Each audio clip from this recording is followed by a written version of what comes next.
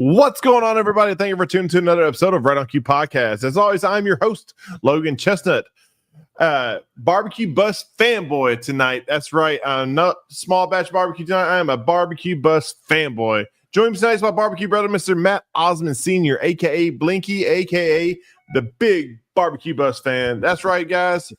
We're fanboys, and we're proud to say it. Absolutely. How are you, brother? Right. I'm staying in there, man. I'm like a head above water kind of month this week. It's got to be fall break, right? Coming up soon. It's this week, yeah. We didn't go to the beach. We my kids are like, "We going to the beach?" I'm like, "I'll buy you some sand." Well, yeah. you can put the front yard. I'll get some water. Ours is next. Well, because the school system, everybody knows. So the kids are off tomorrow. The election, or maybe it's a stockpile day, or maybe Friday is there. Anyway, our break is next week. Going into it, and I think the wife and the boy are going to Colorado. Our daughter's going to go hang with the grandparents, and dad's staying in cooking barbecue. Dude, teach me your ways. How do you do like that? Sounds amazing to me. Well, I mean, my wife has always had a special place for Colorado. She used to go there when she was a kid, etc. And so Red Rock's on my bucket list. Well, they're not even doing anything like that. They're going, you're close to it. They're going like outdoorsy hunting, camping and rock finding, like any geodes or you'll find a lot of rocks out there. Yes, you will. That's like what they want to do. And this is semi a birthday gift. You know, his birthday was early in September, but look, they're going to go have fun. That's cool. I'll stay the course. Our daughter gets the grandparents to herself, so she gets to be spoiled in that way. So it's not a bad thing all the way around. But other than that, man, it's been fun. It's been busy. Starting to get the this week my holiday menu comes out, which that's gonna be hoping to sell a lot of turkeys.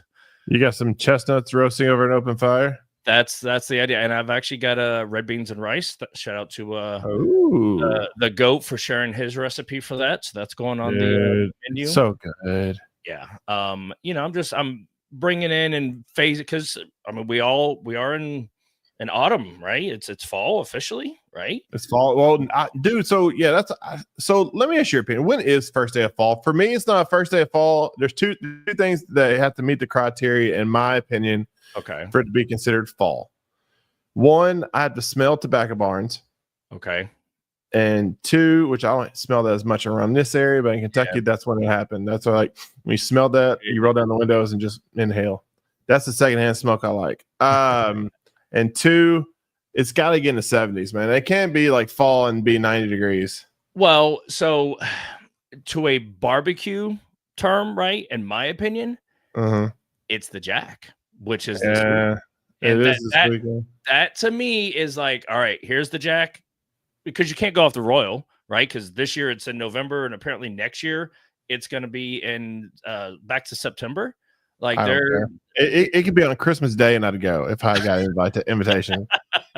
I mean, let's be honest, boy. It's the jack. It's the Catalina wine mixer of barbecue. Fucking Catalina wine mixer. All right. You don't miss it. Well, and speaking of not missing it, our guest tonight has been several times to the jack. He is a jack regular. He has dabbled his finger in the Winchester land, the land of Winchester and Jack Daniels. I bet he's got stories. Said hello, etc. And from what I heard, also the layout of the jack is different this year. Like teams are over here and they're not over here. I don't think that Mr. Darren's neighborhood is a thing.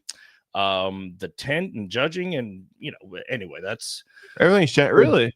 They're still doing international circle, I'm sure. They are, but I think they've moved it to where it's not in the exact place that it was. So little Gabe, Smoking Vault, who is cooking the jack. He actually crashed at our house. I kicked him out today. He's hanging out at the hotel and etc. But he was showing me today. No, he crashed just for one night because his hotel didn't start until no, it's fine. Did he give you his space for? So he may or may not have made his injection and his sauces in front of me. I didn't have a pen and paper, but I got 2 eyes. You know, and they're constantly flashing, blinking all the time. Yeah, blinking. You got the Meta Ray-Bans. Yeah, well, I should have. But no, I'm happy he gets to go again. Last year was his first year. Yeah, solid dude. He's killing it this year. He's doing something, that's for sure, and people are paying attention. Yeah, as they should. And he's not done. He is definitely not done. But I think our guest might not be done either. He's still kicking it relative. He's making these amazing injections. And best on the market, man. I think so as well. He's definitely somebody who, as you know, I'm a big BBQ Bus fan. Absolutely. Oh, huge fan. He's on my meat Rushmore for sure. No, dude, this guy loves the jack so much. He almost was willing to risk an eye surgery, not doing eye surgery, to go to this thing. He was contemplating being a pirate like Captain Jack Sparrow, although I don't think he could quite pull it off as pretty as Johnny Depp does.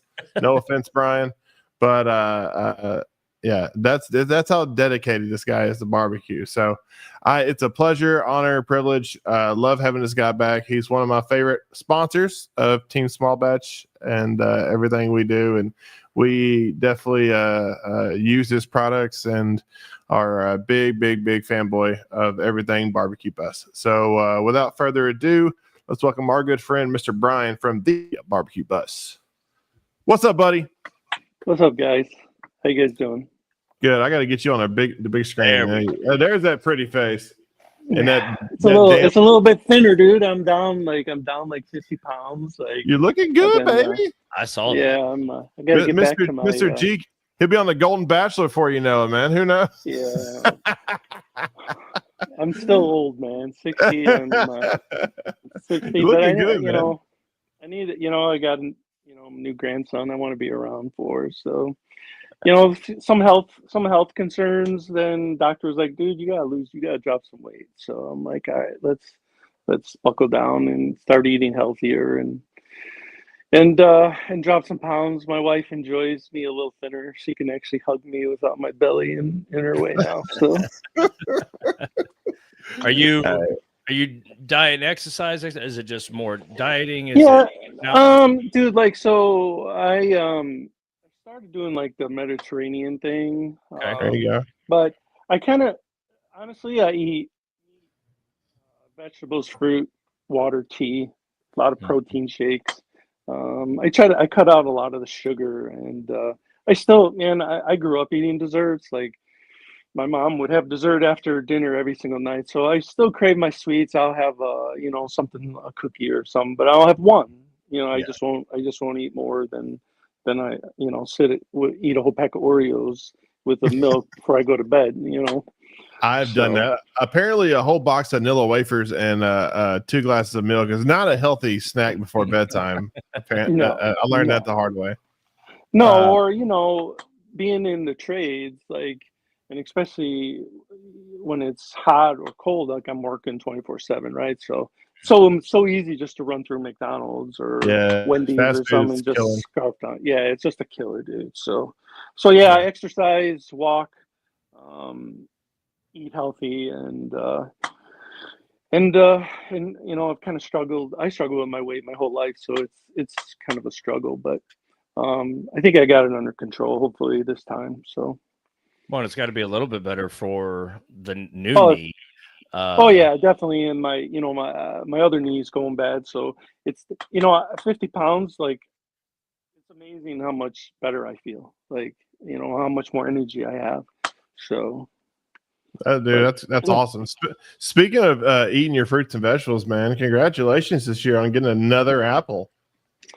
Yeah, we got I think 3 apples this year. A big one. 3 apples, yeah, man. You're keeping the doctor away for 3 years now, man. An apple a year. And we were talking before you went live. Like, there's nothing better than an apple, man. Like, I wouldn't know. That's our favorite comp. You will. Like, I know Blinky's got one.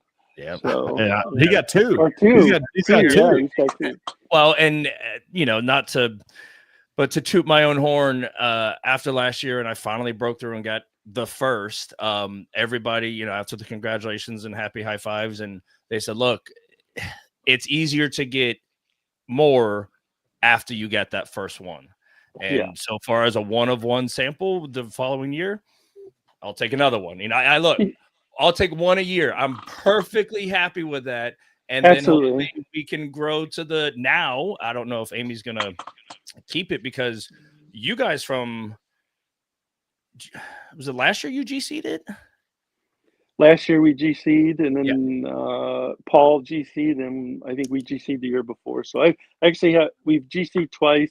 Nice. We've gotten a couple first place, 2 or 3 first place. It's our favorite comp, other than the Royal. I don't think we'd ever miss it. In our goal, Brendan's goal, and we always sit down before the season and be like, hey, what's our goals? And it's always number one on the list. We just want one apple.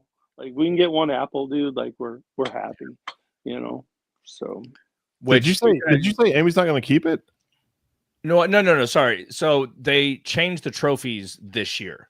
So last year was least for it was always this chainsaw carved pig, and it had a medallion on it. Yeah. But reserve was a sizable apple. Well, a lot of teams who GC'd have experienced, for better or for worse, the pigs have split because it's a piece of wood. So to not both of ours have split, and but yeah, it's this year with the apple, the big apple, they were giving away, the RGC is amazing apple.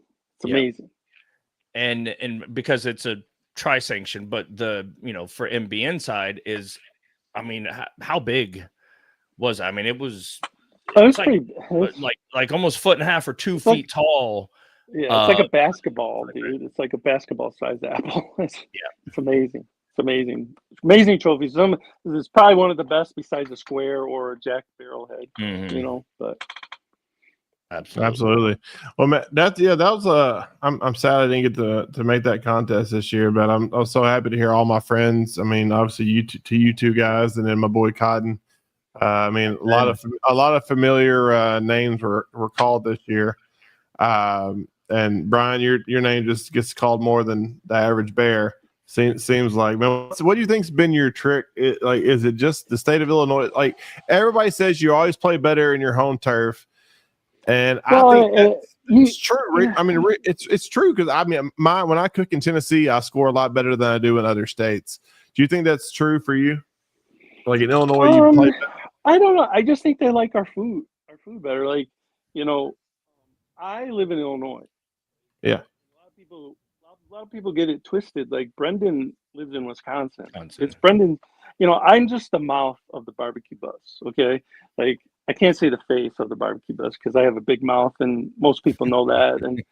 And but it's been Brendan's team. I think my first cert. As I'm getting older, him and I had that discussion. Dude, I gotta have major surgery. Something happens to me. It's your team. We've always cooked together. Since 2017, it's always been him and I. And he moved to Wisconsin. It's his team, and I just happen to be the loudmouth of the team, and on social media a lot because I'm older. And he's busy. He's got a family. So do they like our food down here? Yeah, we've been very fortunate with that. And I think for us, we get laser focused when we go down there. There's no playing. We go to win. I wanted to repeat this year. It would have been the third time. Chicken fell off and we didn't get it, but it is what it is. We were just happy to hear our name called. So, but yeah, do you cook better in your home state? We cook really good in Illinois. We cook, except if you're down in can country, down in southern Illinois. I can say Murfreesboro, southern Illinois, but if you're cooking the Missouri border, I'm not on a can as much. But I did cook Collinsville, and and did pretty good there. And I just got DAL pork, which pork is always our nemesis, but I kind of feel like we've kind of figured that out a little bit this year. But we'll see how it goes. I don't think we're cooking now until the Royal. So right. Well, and about how you guys are laser focused, whether you know this or not, but from afar, I will attest to my own account. It definitely is, like, Brendan, like, I have seen him, okay, 4 boxes are turned in, and he will take a brisket slice, take it to, whoever, and you guys will sit there and talk about one single slice, dissect it. Is it this? Is it that? Here's what we did here. Like, just about what you just turned in. And to get a, recap of it, and you ask for other teammates' opinion and input and so on and so. But I have seen that more than once. Like, you guys really care about every single. We dissect it, and last year we cooked with Ryan from Only Cans, and he was, Brendan couldn't cook this year in Murfreesboro because of the baby, with the situation with the baby. So I had the honor of cooking with JP and Colleen from Bourbon and Blues, and man, like, we've just developed a good friendship, with them, and I love JP, and Jesse came down. Like, Jesse's, I'm Jesse's mentor in Mission 0 100 Hours, and Sean from Risky Brisket, and pairing vets with cook teams. And I've kind of taken Jesse under my wing, kind of like Scotty Johnson did with us. And I feel that's important. He cooks backyard, and he's been killing it in the backyard. And those two guys came, and I was like, it's really hard for me to relinquish control, because I'm just a control freak at heart. Like, it's just the way I, ran my HVAC business. It's how I run pretty much everything else in my life. It's sometimes to a detriment, right? But Brendan was like, Dad, you just gotta let them do their thing, in MBN. And I was like, yeah, you're right. Let me just concentrate on KCBS. They concentrated on MBN, and they did a phenomenal job. I couldn't have been more prouder of those two guys, like, just killing it. They got a 5th place rib and 8th place pork. Mm-hmm. But yeah, it's we do get laser focused, and a lot of people too get it twisted. Like, Brendan, I prep, and like Scotty always tell we tee it up. I tee it up for Brendan. Like, he when you walk in my trailer at Eating Comp, and you'll see me laying on the couch.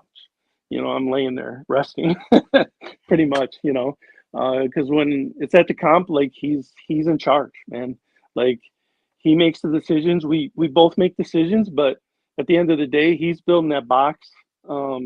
He's deciding what's going in there, and I have somewhat of a say. Ribs, I think, are a little more he leans on me for ribs, but for everything else, it's like, either you like it, he likes it, or he doesn't. He says no or yes, and that's the final say at the end of the day when that box closes and he walks it. So that's awesome. We have a question from one of our followers. TNS Barbecue says, since you all travel so much, you change your flavors for the region, or do you keep it pretty similar? We don't normally. I mean, Wisconsin, when we cook strictly Wisconsin comps, it's always sweet. Like, maybe a little bit of heat.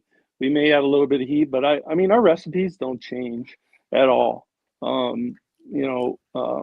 may, if I do change something, I don't tell him, because he'll absolutely destroy me. And if we hit, then I'll tell him. He's like, you changed something, didn't you?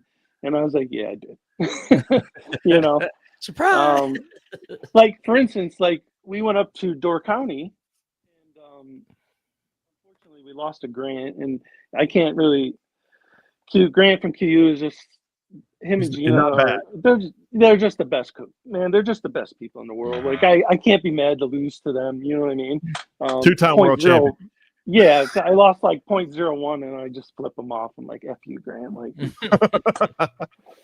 but yeah, Grant came in my trailer. We were doing rib burn Friday night, and he's like, oh, he's tasting my sauce. He's looking around. He's like, I said, hey, Grant, you want to try? Like, look at this sauce. Like, I bought Brad's sauce, and I was like, try Brad's sauce. What do you think of it? He's like, yeah, it's pretty good. Let's add a little bit to your rib sauce. I was like, all right. So he's like, boop, pours it a little bit in there, and then he's like, oh, you got raspberry chipotle, right? And I was like, yeah. He's like, oh, let's put a little bit of that in there. So we mixed it all together. Man, I got first place. We got first place on the rib burn Friday night. And then Saturday, we get another first place rib with the same sauce. And Brendan's like, don't tell me you changed the sauce. And I was like, we changed the sauce. He's like, I absolutely hate you for doing that. I was like, how can you hate me? We just won ribs. Like, you know, but yeah, he if I do change anything, it's very subtle.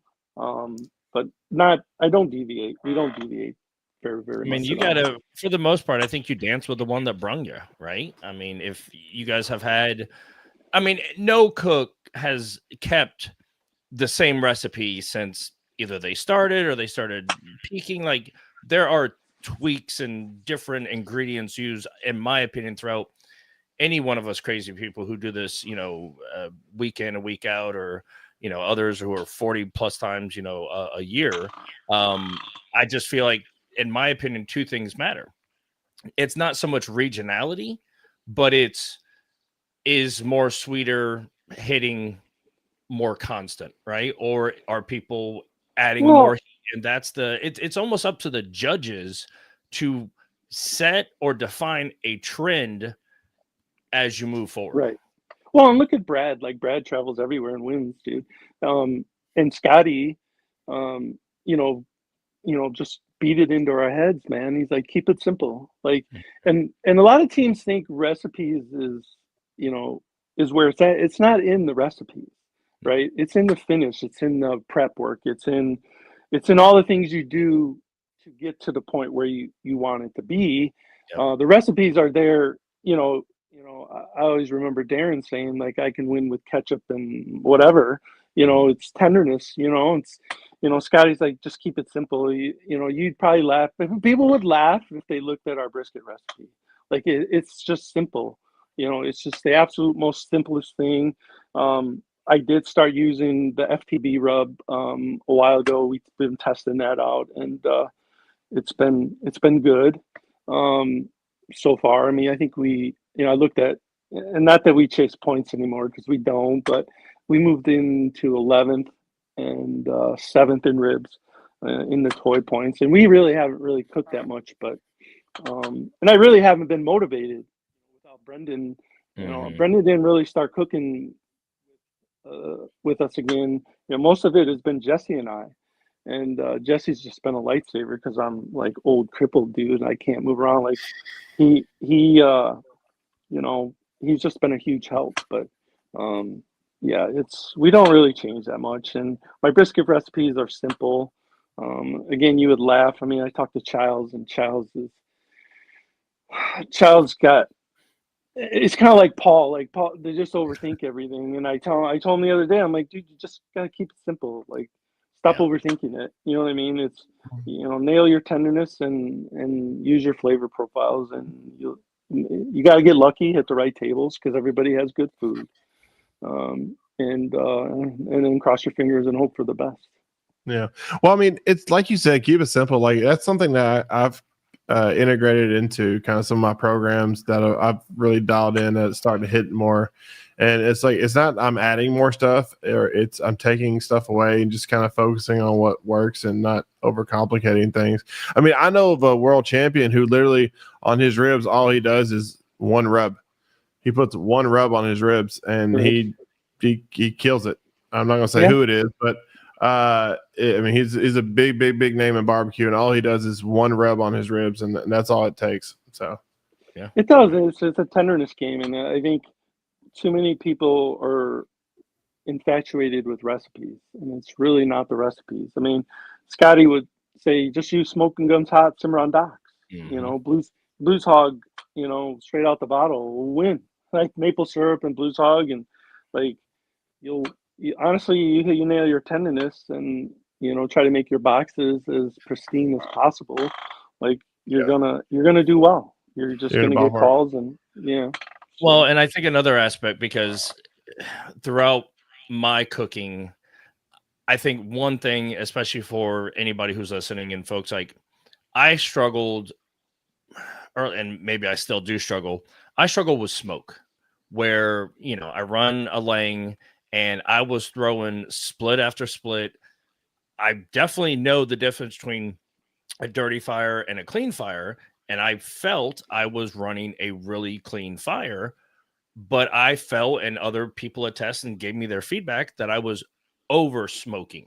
Right. And so now I'm, not that charcoal doesn't give off a smoke flavor, you know, but like now I have a way more limited amount of splits I'm throwing in there, and I'm running off of coals, you know, and that was just something just for me individually that, you know, I mean, I used to have some smoke rings, you know, and it's going to get it just by nature of charcoal being from wood.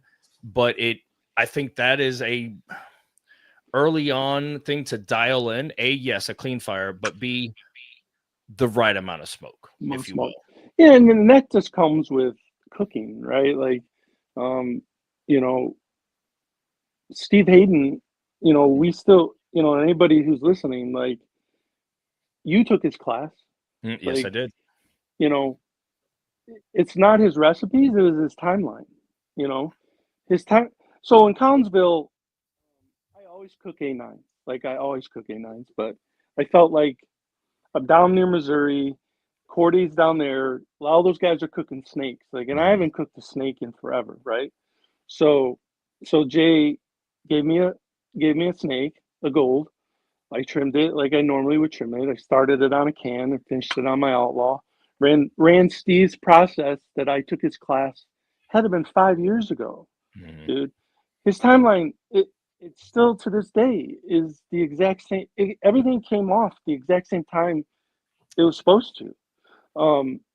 I just ran a little bit of different process in the beginning on the can and just moved it over to the Outlaw and then ran it the rest of the way. Dude, it's a first place brisket. Like, it's, you know, I could have put just salt and pepper on it and it would have came out just as well, you know.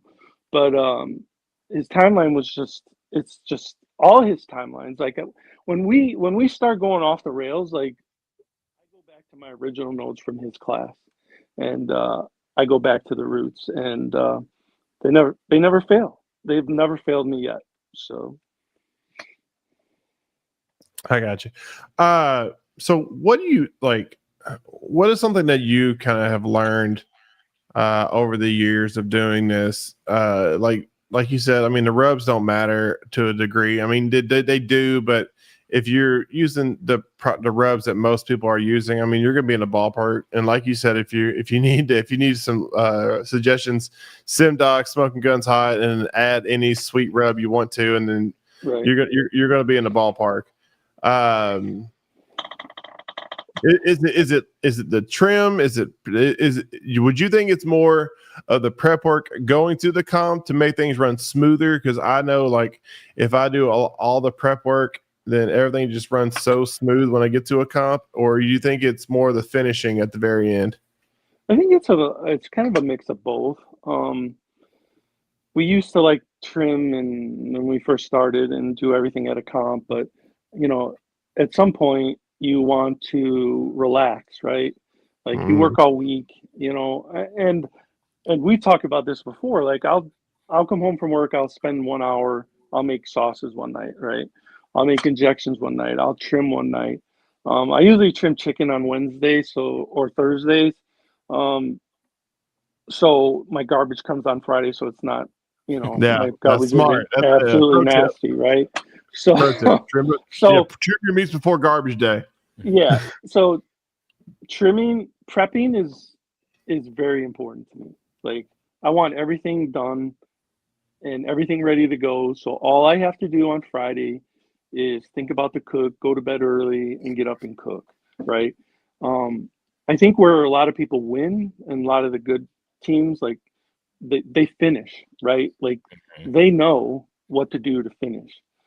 They know what's going to go in the box. And I've struggled with what to put in the box. Do I put too much in the box, or, what I'm looking for, especially in pork. Well, and if I can interrupt you about the process, you don't have to say you can. You're free to. I think as an earlier and as cooks progress in this endeavor, you can over prepare to where you give yourself too many options. Like for me, I used to take 5 racks of ribs, and I got to a point where I'm like, man, that's so many. And I cut them down to, depending on the rack, 8 or 9 bones, right? So that's 45 bones if they're all a 9-bone rack. That, right. Okay, the ends aren't going to go, but that's so, and you still have, everybody still has that 30-minute window. You can try to turn in a little early. So do you think there's a sweet spot of, for the rib burns, like I went to 2 racks of ribs. Like I'm like, you know what? Why am I cooking 4 racks of ribs for a rib burn? Like, why am I cooking 6 racks of ribs for a contest when all I really need to do is pay attention to 4, maybe 5 if it's a big comp, and I'll just turn in 6 bones. Like that's it. You know what I mean? Like if I can't get 6 bones out of 2 racks of ribs, and you baby them, you watch them, like you should be able to get 6 bones out of it. There's not a time that I haven't been able to find 5 bones out of a rack and then 1 show bone out of the other rack, and usually run, 5 and 1. If I don't run 5 and run, I'm running 10. Like those are our only 2 boxes. Like Brendan's like, I'm not running 8. I'm not running 6, like 3 on 3. Like he absolutely hates that box. So he's like, you're either going to do 5 and 1 or you're doing 10. If you got 10 good bones, they're going in the box. We don't pick from any other racks though. So, and that's the thing, like if we can't find 5 bones from one rack, like I'm not taking 2 from another rack and putting them with 3. You know what I mean? Like, and that goes to your trim. Like you want to trim, like I know exactly what I'm looking to do when I'm trimming, So I'm like, okay, I look at this rack of ribs, like I got 6 or 7 really good bones. I'm flattening the tops, so they're going to sit nice in the box. So yeah, that's part of the, I try to foresee what I want to do on Saturday when I'm boxing, when I'm trimming my meat, like, and know exactly where my slices are going to come from my brisket. Pork, to be honest with you, like I joined the barbecue league. I just did this year. I sat and watched a bunch of Tim and Brad's videos on pork, like Memphis. And I wasn't looking so much for what they were using, but I listened to what they said and what, temperatures they made. You pick up little things. I wasn't really looking at, well, what rubs are they using or what injections they were using. I wanted to see what their process and their thought process was on picking the meat to put in the box.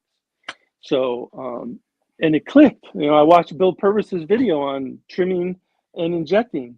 I'm like, holy shit! Like I just figured something out that I wasn't doing, and implemented it. And I've been lucky enough the last 2 or 3 comps. If we get a pork call, watch out. You know what I mean? Because our other 3 meats are usually pretty solid. So, do you think pork has been in y'all's history like the one category that you've struggled? Absolutely, 100%. It lost us the Royal.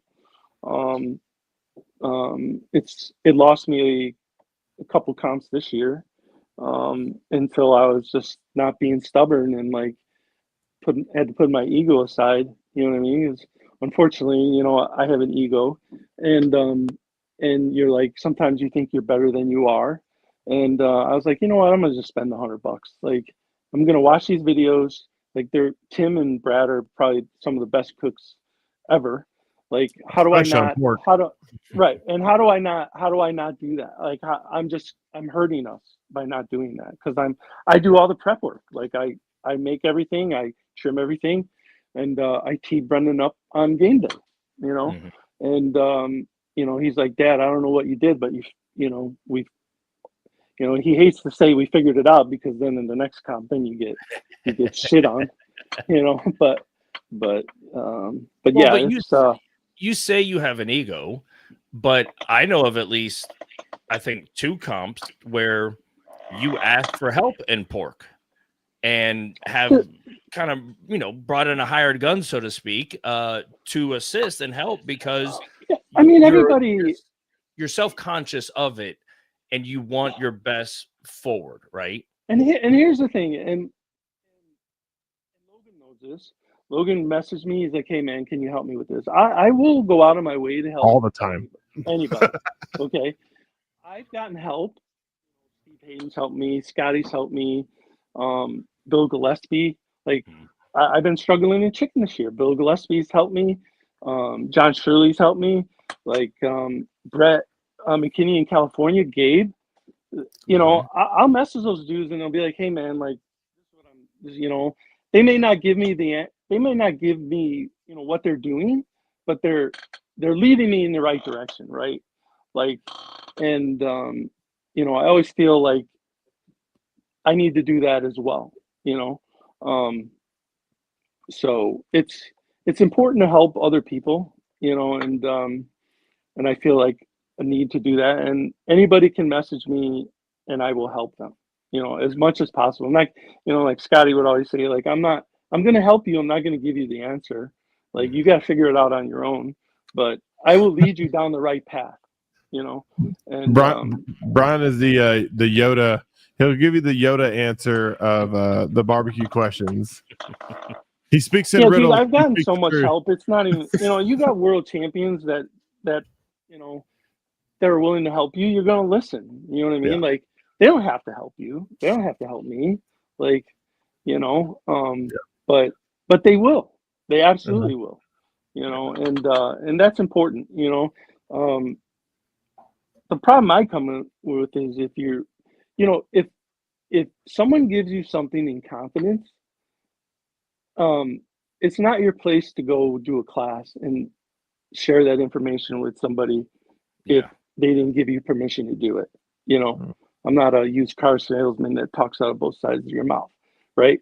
So it's, I'm very old school when it comes to that. I'm very loyal. I'm very fiercely loyal. And if somebody tells me something in confidence, it's not my place. They're trying to help you. It's not my place to go and give anybody that information, unless they, if I called up somebody and say, hey, somebody was asking me, do I have permission to give them that information, and if they say yes, then fine. But I'm just not going to do that. So I understand. When talking about like prep, the prep game, like I've asked you a lot of questions and a lot of, advice when it comes to my barbecue game. And one thing you've helped me tremendously in is chicken. I mean, not so much, not so much recipes or anything like that, but I mean, obviously Peep Show, which we'll talk about again in a little bit, definitely game changer. But I mean, your trim and everything, like chicken, I feel like trim is so important on chicken because it sets up, what it's going to turn your finished product's going to look like. And I mean, I got a picture of a picture you sent me on some of yours. I mean, this is the kind of detail that you get from the barbecue bus and how like absolute just perfection little potatoes they are. It's something that I always strive to do and strive to be, and it's hard to get to OCD, this level. dude. Like I have OCD, like, and honestly, like I look up to Childs immensely, and you look at his chicken, and it's like, man, I want my chicken to look like Childs, right? He recently helped me with chicken and gave me some tips and pointers, and if my chicken can look like Childs, like I'd be ecstatic. Like I still look at some of my boxes and I'm like, God, man, it's not anywhere near. Are you kidding me, like, dude? You have to me the second prettiest chicken boxes, only behind Bill Purvis, and I think just Bill Purvis has the prettiest chicken boxes in barbecue. Yeah, I mean Ryan from Damn Fine Beef and Swine's boxes. Yeah, he's got. Dude, he's pretty solid too. He's not too shabby, but I'm trying just purely appearance. Like yours and Purvis's are in the elites. So in my opinion, let's talk about this for a second, because coming from a cook who the biggest critique of my boxes is that it looks like 80s porn bushes. And shout out to West. There's nothing wrong with that. I was like, I went to high school in the 80s, dude. We all got through it, right? You know, you work your way through the weeds. It's all good. It's all good. I don't mind a little bush, but but I am a team that is assisted with the points being low, the weight of appearance. Would either of you agree that potentially moving forward, appearance should the weight differential should shift to where more points on appearance? Well, appearance is weighted less, right? Like I think it's opposite, to be honest with you. Like I think taste should be taste is so subjective. Like why is that weighted the highest? Like I think tenderness should be, then taste, and then maybe appearance. But I have the issue with the taste because it's subjective, right? Like each judge is different. Like I think I got an 8.77 or something on one of my brisket boxes. I was like, what? Everybody else gave me 9. It's like, what did that judge see or taste differently than any of the other 5 did? Yeah. Even though it's dropped, right? Like you understand, like you play the odds, but it's only dropped if you're 999 the rest of the way, right? Yeah. Where it mattered because we have been for probably 2 years at least, where these contests are being decided on one appearance score or one dropped score and that's the difference between a GC, an auto, a big check, a little it is getting down to nails paper thin. Well, we're going to talk about rules and regulations. Like we went up to North Dakota this weekend. Okay. Justin and I drove, Brendan flew in, we had a great time. Like, oh, man, other than the drive there and the drive home, it was probably one of the most pleasant comps I've ever been to. Shields, like the hardware store there, put on an amazing event. Like, my boy from Canada, Rob from Big Smoke, won, and dude, I never knew this rule even existed. Like, he's like, man, Grant, you got an auto to the jack. He's like, no, I didn't. I was like, what are you talking about? Hey, you just won, And I had this conversation for about an hour with JP today, and we both agreed to disagree. But the dude won. He should get an auto. He won. No. His win goes into a pool for Canada. Yeah. So let's say you got 5. Now he's got a 1 in 5 chance of getting drawn. Correct. And the bung goes to the RGC. Like, how is that even possible, dude? Like how are you going to give to a second place team? They didn't win. And that's just me. Like, that's just my opinion. The old saying, everybody's got an opinion. Was that the only comp in that state? Yeah, absolutely. Only comp in the state. And because he's Canadian, is that why? Or yeah, because he's a Canadian team. But he's like, well, it's the same for if American team goes cooks Canada. I'm like, I don't know anybody who goes cooks into Canada and cook. And maybe some of the dudes from the East Coast, like New York or Pennsylvania or some, go across the border. Maybe. I honestly don't know, but I just thought that was bullshit, man. Well, didn't Texas get 3 bungs this year? Well, yeah, and you have to have 50 teams in Texas, which is kind of BS too. I think they should lower. Like, honestly, I don't know enough about the rules. Like, I don't read the rules. I mean, I was talking to JP. He's a rules and regulation guy, and he's like, dude, the rules are the rules. Like, people play to the rules. Like, I get that part, but on a personal level, like, say, a lot of people would be like, well, if you RGC, you would go. I would absolutely not go. I would, and if I did go, I'd be like, Rob, you're cooking, you're bringing your stuff down, and you're going to cook this comp. Unfortunately, it's under the bus, but I'm not touching the meat, dude. I'm not touching any meat. Like, you bring your shit down here, I'll bring my trailer, you cook it all, you win it, you get the trophy, you get the money. Like, that's just, Well, I mean, it's like a participation trophy.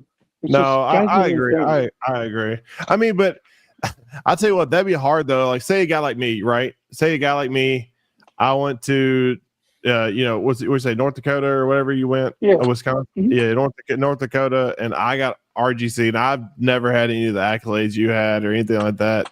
And that was my first trip to the Jack. Like, yeah, it would feel shitty to not be like, the RGC. If I got RGC in that situation, it would feel shitty for me to not win that outright. But that'd be hard for a guy like me to even be like, not go. And I get it. It's the rules, right? Like, that's the rules. Like, you're playing to the rules. Like, I understand that, but it's like, how do you take a spot from somebody that legitimately won? Yeah, I know. That legitimately won, deserves to go. I totally someone, agree. You know what I mean? It's just, maybe that's just the old way. I totally agree. It just, I know it'd be hard, especially if the guy has never been to the Jack. Because all of us cooks. You've been very blessed, and obviously you're, one of the greats, a hell of a cook. Oh, I don't know. I don't know about that, but. No, you are, man. You are. You're too modest. The barbecue bus is well known nationwide in the barbecue circuit. But it's like, so you've been to the Jack multiple times. It's like Paul and Lynn, they've been to the Jack multiple times. It's the same people that go to the Jack all the time. It's like, I love those like outliers, like, like me, or let's say Blinky wins one or Cod wins one or something like that. You get to go for that first time Jack experience. I mean, I'm sure you remember your first Jack. I do. They allowed me to come back because I had an eye surgery. Right. We talked about that. Yeah. You're like, and they, they didn't have to do that, but they did. And I very much appreciated it.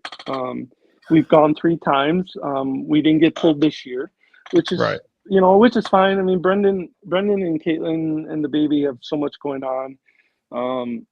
And the baby's going to have another surgery. And so like that's weighs heavily on me. Like, it would have been very hard for him to leave, knowing, to leave Caitlin to take care of Finn. And, it's hard for him, it was really hard for him to come out now, other than me, kind of, I called Caitlin and I said, hey, can he come to North Dakota? Like he doesn't want to leave his family. And I 100% agree with that. You know what I mean? Sure. But I miss him. Like, I miss him cooking with me, Sure. And I'm kind of selfish that way. Like, I admit it. No. And up until recently, dude, like, I really have not been motivated to cook. Your last week's guest, Jason, just lit a fire under my ass. Like, he won Puck away, and he made a comment, and all it takes is for someone to make a comment to me, and then my fucking competitive juices start to flow, man. And I'm like, okay, now it's on, dude. Like, I am coming. Like, and as soon as Brendan said, Dad, let's go, I was like, I'm in 150%, dude. Like, now I'm going out to win. Like, I'm absolutely going out to win every single time I go cook. Where I wasn't like that before. I mean, he wasn't there. So I was like, and not that Jesse hasn't helped me, and I really get pleasure out of mentoring him and him winning. Like, I get a lot of pleasure, like you messaging me, like, hey man, I did really good this weekend. I used Pete Show. I get guys messaging me all the time, man. It makes me feel great, because at the end of the day, like, that's important to me too. Like, I want to see guys win. I want to and a lot of the backyard guys, man, like, I get messages all the time from backyard guys, and I'll give them tips. I ain't giving Weeze any tips anymore. No, screw that guy, dude. Screw that kid. Dude, no, he's screw you, Weeze. No, he's a hell of a dude. Screw you, Weeze. Yeah, no, he's a hell of a cook, hell of a guy. I give him bad information now. Like, absolutely. Misinformation all the time. What'd you do? You're not putting watermelon juice in your ribs? Like, what? What? Dude, that dude could do that though and win. It pissed me off. Yeah. He's a great cook. Yeah, I like my smoking guns hot with extra cayenne. I put a lot of cayenne in there, about 50-50 ratio. Yeah. No, it's like I have spread the gospel far and wide, especially in the Alabama backyard circuit, for the Peep Show, and I've got a lot of converts down there for your Brian and your products like that. Dude, Gareth down there is like, him and I become great friends. Like we talk quite a bit. You know, he sent me his sauce. I love his sauce. Like I use it on my chicken. Like, oh, that's nice. That's nice. I'm so happy Gareth sent you his sauce. Hold on, dude. I got 6 bottles sitting out there. I give it to Jesse. It's so nice. Jesse. Yeah. It's so nice, Gareth, that he sent you his sauce. Maybe it's rough. I don't know. Who knows? Could be, possibly. That's so nice, Gareth. Oh no, I got him in trouble now. Yeah. So nice, Gareth. So happy. I don't ever say anything positive about Brothers Barbecue Supply on the show. Not once, not twice, not 72 times. I think you got me hooked up with him, to be honest. Yeah, I did. You did. Absolutely did. I have hooked Gareth up with a lot of my friends, and I'm happy. I'm all kidding, all joking aside. I love Gareth. He's a hell of a dude, one of the premier guys in barbecue. And please check him out at Brothers Barbecue Supply for all your barbecue needs. But you can get stuff like the Peep Show and all day, all that great stuff.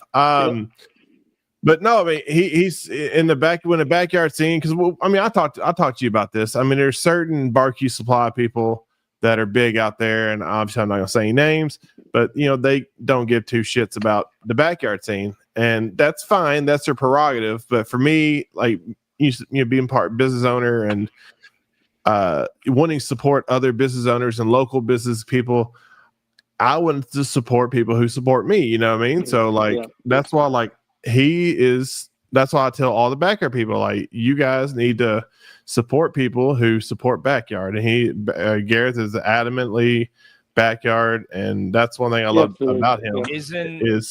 Isn't backyard over, right? As of, is it 26? Are we going to? I don't think they've decided on it. You'd have to talk to Paul about that, but I don't think they decided. No, they postponed it, man. They pushed it. Yeah, they pushed it. They were going to do the 2 and 4, right? 2 and 4. Me, yeah. They postponed it. They said, okay. They pocketed it, but anyways. But beside note, like, I like supporting people who support me. Hence why, like, you have been adamantly, even before, obviously. I'm Team Barbecue Bus, and Small Batch is very proud to be Team Barbecue Bus this year. Unfortunately, we haven't got to cook as much, but I still preach the praises. Dude, I know, and you can ask anybody I send product to or I support. Like, I never ask them to like do anything that, like, I just want them to win. Like, if you use my stuff and win, that's great. You can't. There's not one barbecue guy that can sit here and say they use one product. I don't use one product. Like, I use my stuff. Like, I've developed a sauce. Jesse's been my guinea pig. He uses my sauce. He uses my pork injection. He uses my rib rub, right? Yeah. But I use JDQ. I use LC barbecue stuff. Like, I use a bunch of people's stuff. Like, I use Cimarron Docks. I use Smoke Guns Hot. Like, it's just you got to though, man. Outside of Tim Shear and Heath Riles, they're about the only 2 people I know that can literally use their entire product line. Right. Yeah, they're the only 2 people I can think of in barbecue that literally can go A to Z, only their products lines on their products. Everybody else, they all use their stuff, but they also incorporate other people's stuff with it. Yeah, they do. I mean, and LC's got some great stuff. Like, he helped me. He helped me. I started using Boss Hog, like, on pork, and I reached out to Phil. He's like, "Hey, man, like, try this, try that." Like, Boss Hog's a little more well-rounded, and I played with it and played it with my stuff, and I found a mix I really liked, and that's what I use. Like, Brian, are you a all-together seasoner, or are you a layer seasoner of different, and does it matter? I mix all my stuff by ratio, so I weigh everything out. Like, this goes back to my OCD and prep stuff. Like all my, so for instance, my rib rub is 8 ounces, 6 ounces, 2 ounces, right? I have 3 rubs in my rib recipe, and I weigh them out every single time. Like, I have 3 rubs in my brisket. I weigh it out every single time. Now, FTB is a combination of the flavors that I want on my brisket, and I developed that, and now it's just one. So if I can go to one and just, I don't layer at all, because I feel like I'm not getting the consistency from cook to cook. So I weigh everything out. Brendan puts it in his shaker, and then he puts it on. Gotcha. So, but I weigh everything to where it's just one layer, and like consistent I'm not laying. within that container. Yeah. Correct. And so that's another good topic kind of to veer off on, because I am hybrid. So like I feel like on chicken, it's best to blend them all together to give it, because chicken more so than I think any of the other proteins, the amount of rub you put on that can make or break you. Because if you cake on a bunch of rub on chicken, I mean, it's going to be ugly. But if you do it, I was having issues before I did that with like the layering. It was uneven and stuff like that. But I blend all my chicken rub into one container, and then it's just one coat on top, one coat on bottom, and that's it. And that's helped me tremendously on my uniformity on the chicken. But for ribs, I actually like layering on that, but pork, I like to blend them all. So I don't know, maybe it's just me. I feel like with ribs, I can kind of go a little more heavy-handed on one than others. But I mean, I totally understand what you're saying with blending it. It probably makes 6 one way, half dozen another. But yeah, everybody does things. I mean, you got to do things that works for you, right? Like I found that works for us, and I've kind of not deviated from that at all. Like, it goes back to, again, like I'm very anal, I'm very OCD, I'm very like this is exactly what I want, and I want it to be that way every single time. And it works for us. It may not work for you. You may layer and you may like it, and a lot of guys do. So it's really, at the end of the day, is if it works for you and you're happy with what you're turning in, then that's really all that matters. Yeah. No, it's I want to bring it back to your injections, because I think that's definitely where, as far as market or on the market itself, that's where really you shine the brightest, is your Beef Show and Peep Show. I think are two of the best on the market, bar none. Especially your Peep Show, because I use that more than I do the Beef Show. I love the Beef Show. And we talked about Peep Show a while ago. Like it's pretty much my blend of Game Changer, right? Yeah. Like and Game Changer helped us win chicken at the Royal, and when I found out it was going away, I just had, like, I just love the flavor that came off of it. And a lot of other guys have good stuff too, that probably mirror that profile as well. I just feel like I've gotten the closest to it, in my opinion. Agree. I always say it's Game Changer with like 10% less sodium. Sodium, yeah, and Mitchell helped me. Mitchell's very, him and I are very close. We razz each other all the time, but Mitchell's been a big influence on how I make stuff. Like Bill Ames from Make It Meaty, like that dude is phenomenal. Like he's been with me from day one, and he's never not supported me. So and he used to make. They used to make a thing called Fab B, and Scotty turned me on to that. And I just love Scotty had some stuff, and I was like, man, that's really good. Like, I want to try to mirror that as best I can. And it's, hopefully Bill doesn't get mad at me, but yeah, it's kind of mirrored after old school Fab B. So yeah, I like to say that Mitchell has the best mouth in barbecue. That's what I tell him all the time, because he just right now. Mitchell has Explain. You can't just end on that. Why not? I could. No, he has a very sensitive palate. Like he will try this or that and like zero into a needle point. It's not. And I mean, he's got that mouth, that palate that is second to none, in my opinion. I mean, yeah, and I try not to hold the fact that he's a Georgia fan against him, but you know, them Georgia boys, you gotta. Could be worse. You could cheer for Caleb Williamson. that was brutal. Yeah, come on, dude. You don't like his painted nails? Like, come on now. They're so pretty. They're so pretty when they hit the dirt. No, but Mitchell turned me on to. We're talking about Mitchell Bedwell. Yeah. People who don't know, he is the wizard behind a lot of. He's like the wizard and the Wizard of Oz. He's behind the curtain a lot. Behind the curtain. If you're in the know, you know. If the average Joe wouldn't know who he is, but he turned me on. He sent me one of my favorite beef rubs in my repertoire, that umami rub. I don't know if you've had it, but it is fantastic. On you haven't had umami? I never had it. No, I never had it. But so Mitchell sent it to me at my house. He mailed me some to check out, and dude, I use it on everything. Brian, I thought you got some. He hasn't sent me anything, but at Murfreesboro. What's that? I said I thought you had some at Murfreesboro last year. No, is that the one with the girl with she's got the arm up like this? Yeah, it's Andy's rub. He came out, he was originally from Memphis. He's living in Florida now. And he's got 2 or 3 other lines. He's, flavors, one for beef, etc. But I mean, it's fantastic. Yeah, it's really... I changed FTB. Like I felt I have a new blend on my brisket beef rub now.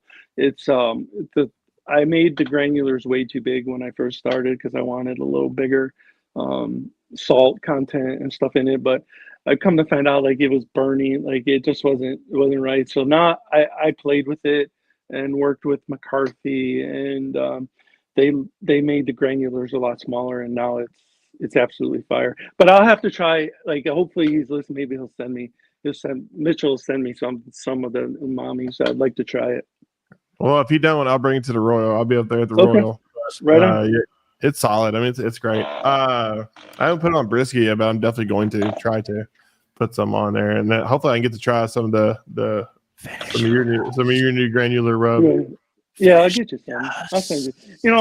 I'll send you some sauce. I got the sauce being delivered. I've got pork show got delivered. You got pork. Yeah, I want to try pork show because like if they're as good as beef show and beef show, then I am all. Dude, Jesse's been using it from day one, and he's absolutely been killing it in ribs.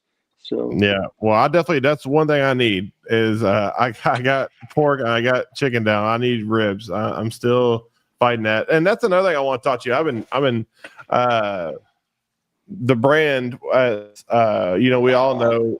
We're all kind of pork brand specific. We all got our superstitions. We all like certain brands. A lot of people like Prairie Fresh. Some people like Compart.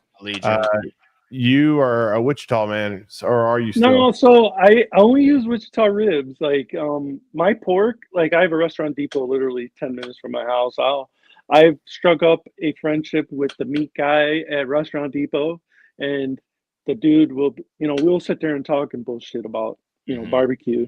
But I've had my best success so far using Restaurant Depot pork. Like I'll go looking, and I think it's Seaboard, right? Like, which is what Prairie Fresh, is it Prairie Fresh? Yeah.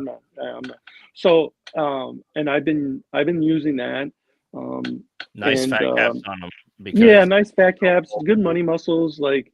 And the way Bill, if you're on the barbecue league and you haven't watched Bill Purvis's trim on pork, like and how he injects, I learned a ton. So I'd highly suggest you do that. Like it changed how I looked at trimming. It changed how I looked at injecting it, and it changed how I, Tim and Brad's videos from Memphis changed the way I was looking for.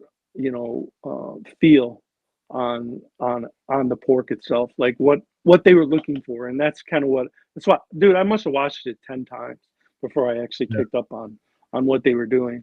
But if you listen closely, listen to what they say, not what they're doing. Listen to what they say, and you'll be amazed on how much you'll learn. So yeah, Absolutely. Kind of wrapping this up, finish this up. I'm glad you brought that up. We talked about you've watched the Barbecue League and have you watched the video 10 times. We've talked about it on previous episodes, and we had Steele from Barbecue Champs Academy on the podcast a couple of weeks ago. And you yourself self-admittedly said, you're pretty OCD and you're pretty, a little stubborn when it comes to changing your ways. But here recently, you've kind of joined the Barbecue League, and it's kind of helped you. What is your opinion on classes? Because you've taken classes in person before, or yeah. So I've taken my first class was Bub's class on the Hunsaker at the Hunsaker class. Like when we first started, I was like, oh, maybe I want to cook on a can. I I still have Bub's recipes and his timelines for his cans. I just don't like cooking on cans. It's not something I enjoy doing. So, that was our first class. I took, what's the guy in Oklahoma? Oh, Travis Clark. Oh yeah, that's that guy. That guy. I took Travis's class. Honestly, I didn't really, Steve Hayden,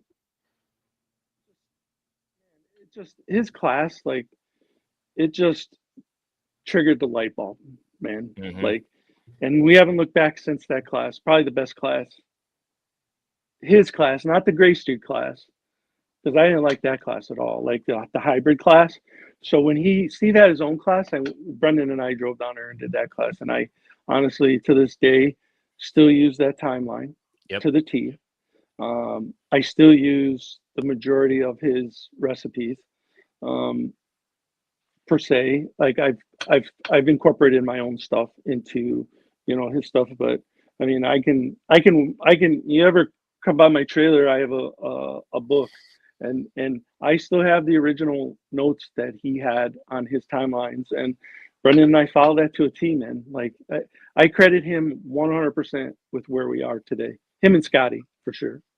Yeah. And what sucks is, Steve's now retired. Although he did say, because I was extremely fortunate, I was pushed by you and Paul and so many others. Like, he's going to stop making these. He's going to stop doing them. And if you don't get to it, you're missing out. And as far as I know, I was a part of his very last class. Well, his daughter is with volleyball. A hell of a cook. Well, yeah, I mean, he's doing a lot, but I mean, he was at Paul's Rib Burn. She was at Paul's Rib Burn, dude. She took second both days. She kicked everybody's ass, pretty much. Like, she beat my ass day 2. I was 5th. She was 2nd. I was 1st day 1, but she's a hell of a cook, man. Debbie is. She's no joke. Like, if she starts coming out cooking, like, forget it, dude. She's gonna win. She's gonna start winning. And by the way, Logan, just so that you, like, out in countryside, etc., but he's got a barn or big garage, and then I don't know if he had it built when you were there, but his trophy room, like where this classroom is, dude, it's like looking up at like the best taxidermy mounts of elk, bear, but they're trophies. And then there's one Illinois legend, dude. Like, he is, but besides Scotty, like, I'm not sure if Steve took Scotty's class. He may have. But it's those two guys are just been instrumental. And Scotty, to this day, like, just helps us, and hopefully he's proud of us. I've hoped to make him and Steve proud. Like, I'm very proud that we've come from that tree, that barbecue tree, for sure. Yeah. But no, what I was kind of getting to is, like, you've taken in-person classes and then now you've taken online classes. What do you think as far as like getting techniques and stuff? Which one do you think gives people the better bang for their buck, online or in person? Because there's pros and cons to both. I like in person, personally. I want to see it. I want to touch it. I want to see what he's thinking. Not that you can't on an online class, because they're explaining it. I know Bill Gillespie's class on Steele's Barbecue Champs, Barbecue Champs is probably a phenomenal class. And that may be a good class for people who can't make it out to his personal class. But I personally, like, I learn by being there. Like, I have to see, like, I want to touch it. You know what I mean? Like, I want to feel it. I want to see them do it, like, in person, not, you know, Well, per and se online. But one of the most paramount things, as it was explained, is you need to decide who. I mean, you could take anybody's class, you could take everybody's class, right? But one thing that is probably most influential is whatever type of cooker you cook on, take somebody's class who cooks on that same type cooker also. because I don't know how much can translates to an outlaw.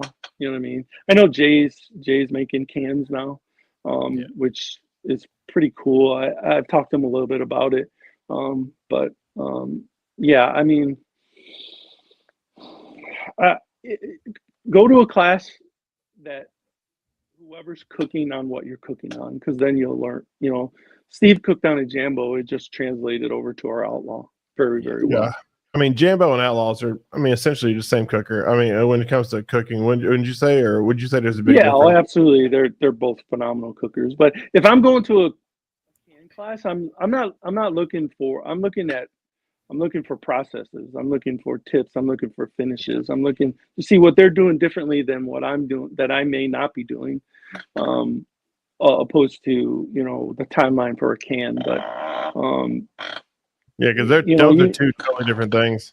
Timeline for a can and timeline for an outlaw or an offset is two totally different cooks. Yeah. So I mean, my thought going into a class, if I'm going to take it on something other than what I cook on, is I want to see what they're doing. I want to see their processes, what their finishes are, what their trimming techniques are, what their thought behind what they're doing, opposed to the actual cook. So yeah. Well, good deal, man. Brian, thank you so much for coming on our show tonight, man. It's always fun. I know. Like I said, you have a lot going on personally and professionally as well. But like I said, we all here at the. Go ahead. If I can, you know, just get some prayers for Finn and for the best outcome down the road. You know, the kids are going through a lot right now, and hopefully, you know, God willing, everything will work out. So absolutely. Well, I was just about to say, like I said, we here all Right on Cue family. We are definitely praying for you and your family, and especially the little one to you know, put his hand on them and get them through this little short brief window in the long life of what he's got looking forward to him. And so they're definitely, you guys are definitely in our thoughts and prayers, and appreciate that, man. We appreciate you taking your time out to hang out with us today. But absolutely, I love talking to you anyway. So you just have me on. maybe I can take Matt's spot or Houston's spot one day. Absolutely, man. Please, I will yield. I mean, Matt don't want to hang out with me most days, anyways. It's all good. Get out of here. Yeah, I was a little disappointed that I didn't get to talk to Houston, man. I was like, I know most people are now. Dude, he's too busy conquering the world in the legal realm. But no, man. But thank you so much for coming on. Right, like I said, guys, check this guy's barbecue bus for all his products come out. They're all winners. I mean, I have converted all my friends to Peep Show and Beef Show, and I haven't had what is it, Pork Show? Pork Show is coming out. My FTR, which is for the ribs, is will be coming out. And one thing we really didn't hit on, but not anything. The bus boards. Well, bus boards for sure, but they have a YouTube page that I have viewed and contributed so many views to. A, if you just like amazing hip hop. B, if you Brian for sure. An absolute artist in trimming, go check out Barbecue Bus on YouTube, because he puts it up there for free, and the detail, as we were talking, like, just watch it and you'll see. It's insane, guys. I mean, this guy he's such a nice man. I love him so much, but his trimming videos have pissed me off so many damn times. I'm like, it's like I'm watching a Bob Ross video and I'm trying to paint along with him. I'm like, this is bullshit. It's not the same. It's not the same. No matter how many times I watch, it's not the same. Yeah, and if I can say one thing, like if anybody out there has questions, man, just hit me in my DMs. I'm always glad to help if I can help you. You know, I may not give you an answer, but I'll hopefully lead you down the right direction. Unless you're weeds, and then I'm giving you all the wrong answers. That's right. He will paint you happy chicken trees. Happy trees over here. Just happy trees. But yeah, Brian, thank you so much for coming on, guys. Brother. Make sure you check out Barbecue Bus and all his products. You will not regret it. And also check out his YouTube stuff, because if you want to trim like him, good luck. But he will get you as close to excellence as possible. But I appreciate you hanging out, man. I'll talk to you soon. All right, bro. Thanks. Oh man, legend, brother. He's another, like, he's kind of the dark horse that is there and we all know it, but doesn't get the namesake. No, what are you talking about, dude? Barbecue Bus is known nationwide. Like, if you ask any competitor who Barbecue Bus is, everybody knows the bus. Even if they don't know who Brian is, they've heard of the bus. Well, that's true. Well, so we didn't get to this, and I will always remember Barbecue Bus, because my first year at Smoking the Shores, they won, and I was like, Barbecue Bus, and then like met them afterwards, and they got the guitar and this. I was like, whoa, like, because it was my first KCBS, and I was just like, this team, right? This, you know, it was, man. I mean, and Brian's just been amazing. One of the greatest. And not seen but well spoken of is Brennan.